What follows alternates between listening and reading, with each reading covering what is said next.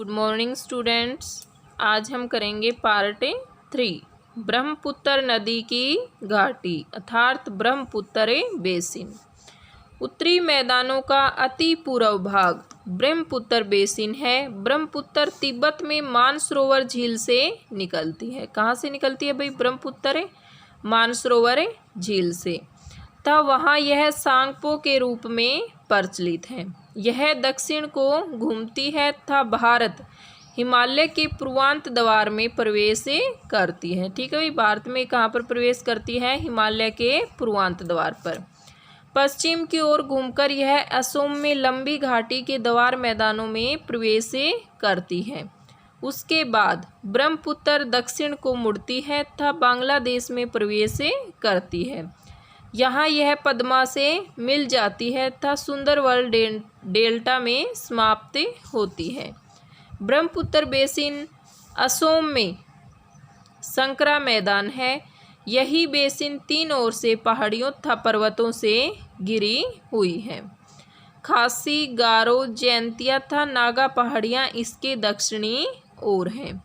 Brahmaputra basin में वर्षा अत्यंत भारी होती है।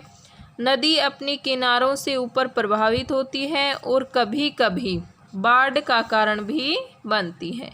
पटसन तथा चावल इस बेसिन की मुख्य पैदावार है। असम की पहाड़ियों के ढालों पर चाय की पैदावार की जाती है। इसकी जलवायु शीत ऋतु में ठंडी तथा ग्रीष्म में गर्म तथा आर्द्र रहती है। गुवाहाटी, डिब्रूगढ़ तथा दिग्बोई इस बेसिन के महत्वपूर्ण शहर हैं। कौन कौन से शहर हैं? गुवाहाटी, डिब्रूगढ़ तथा दिग्बोई। ठीक है, उसके बाद हम पढ़ेंगे उत्तरी मैदानों का महत्व। उत्तरी मैदानों का क्या क्या महत्व है भाई?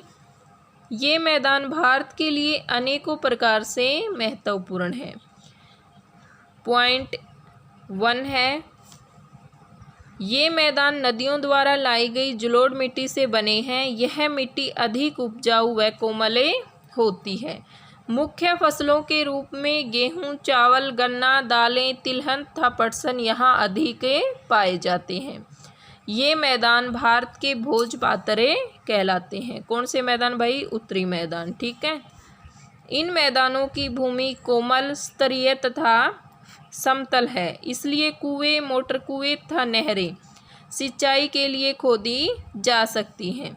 उबड़ खाबड़ नहीं है भाई इनकी जगह। उपयुक्त सिंचाई के कारण यह भारत में खाद्यान्नों का सबसे बड़ा उत्पादक है।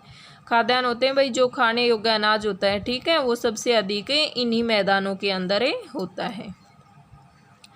पॉइंट 3 है, इन मैदानों में समुचित वर्षा होती है। अनेक नदियां, झीलें व धाराएं हैं। वनस्पति भी घनी है।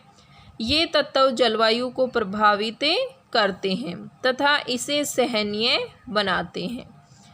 ये विश्व के सर्वाधिक जनसंख्या वाले मैदानों में से एक हैं। भारत के अत्यधिक घनी आबादी वाले राज्य उत्तर प्रदेश व बिहार इसी मैदान में पड़ते हैं। भारत के आर्थिक विकास के लिए ये मैदान अत्यंत महत्वपूर्ण है। धरातल एकसार होने के कारण परिवहन व संचार सरल है। इन मैदानों में रेल यातायात तथा सड़कों का घना जाल है। कुछ महत्वपूर्ण उद्योग जैसे लोहा व इस्पात, पटसन, सीमेंट, चीनी व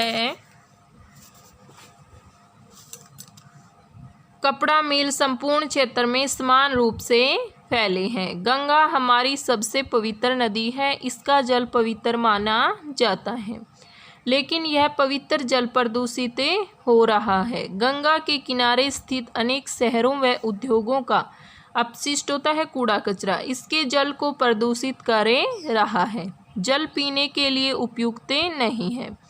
जल को प्रदूषण से बचाने के लिए सरकार ने गंगा एक्शन प्लान नामक एक योजना बनाई है। कौन सी योजना बनाई है भाई?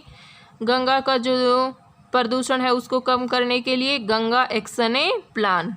नदियों में अपशिष्टों को फेंकने से रोकने के लिए कुछ नियम बनाए गए हैं।